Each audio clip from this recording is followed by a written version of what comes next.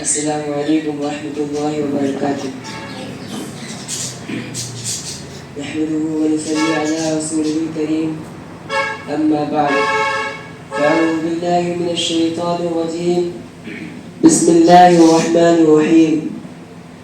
إنا نحن نزلنا الذكر وإنا له لحافظون. جناب صدر، قابل قدر مہمانان اکرام اور محترم اساتذہ کرام اور جملہ طلبہ عزیز، میرے گفتگو کا عنوان ہے عظمت قرآن. حضرات گرامی، قرآن کریم خالق ارض و سماوات اور مالک یوم آخرت کا وہ دستور ہدایت اور لازوال قانون ہے. اس نے سکتی ہوئی انسانیت کو آب حیات پلایا. اس نے کفر و ضلالت کے دلدل میں پھنسی ہوئی انسانیت کو رشد و ہدایت کے مرغزاروں پر لا کر کھڑا کر دیا. جس نے تشنگان علم و معرفت کو جامع مشروب پلایا. اس نے نفرت و عداوت، بغض و حسد، قتل و غارت گیری، اختلاف و انتشار کی دلدل میں پھنسے ہوئے انسانوں کو محبت و مودت، اخوت و بھائی چارگی، عدل و انصاف، اتحاد و اتفاق اور امن و سلامتی کا وہ پیغام دیا کہ جس نے معاشرے و سماج میں زندگی گزارنے کا سلیقہ عطا کیا.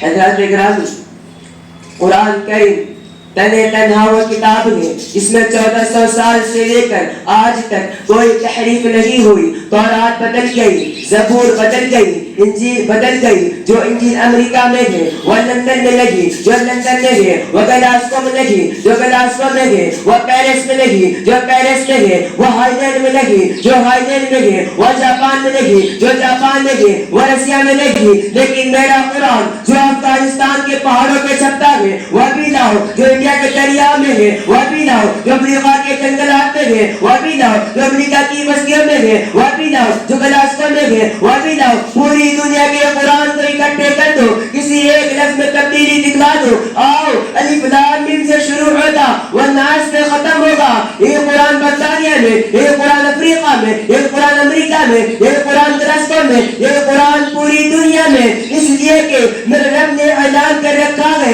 انا نحن نزلنا الذکر وانا له لحافظون، کہ بے شک ہم نے یہ قرآن کو اتارا ہے اور ہم اس کی حفاظت کریں گے.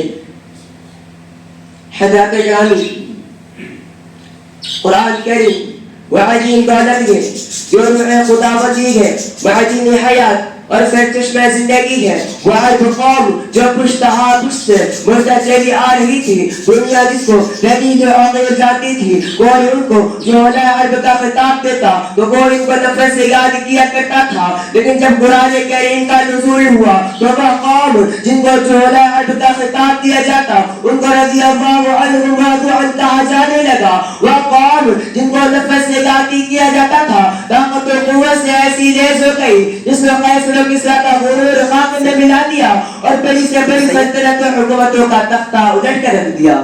حضرات گرامی، وہ قرآن کی طاقت تھی کہ جنگ بدر میں 313 کو شدت فاصلی تھی. وہ قرآن کی طاقت تھی کہ جنگ یرموک میں 60,000 کے لشکر پر بھارے پڑ گئے تھے. سامعین قزم، آج لوگوں نے اس کتاب کو صرف مردوں پر پڑھے جانے والی کتاب سمجھا ہے، صرف قرآن خوانی کی کتاب سمجھا ہے، صرف مردوں کو ثواب پہنچانے کی کتاب سمجھا ہے. حالانکہ یہ کتاب صرف کتاب ثواب ہی نہیں بلکہ کتاب انقلاب ہے. جس نے بھی قرآن کو سینے سے لگایا، قرآن اس کو گھٹاوں اندھیریوں سے اٹھا کر اور جس سوریا کی بلندیوں پر لے گیا. جب تک یہ کتاب نہیں تھی کائنات کا سما اور تھا، جب یہ کتاب اتری تو کائنات کا نظام ہی بدل گیا. جب تک یہ کتاب نہیں تھی دنیا میں اندھیرا ہی اندھیرا تھا، جب یہ کتاب اتری اندھیرے اجالے بن گئے. جب تک یہ کتاب نہیں تھی دنیا میں ظلمت تھی، جب یہ کتاب اتری ظلمتیں نور بن گئی. جب تک یہ کتاب نہیں تھی دنیا میں ظلمت تھی، جب یہ کتاب اتری تو ظلمتیں نور بن گئی. جب تک یہ کتاب نہیں تھی کائنات میں کفر تھا،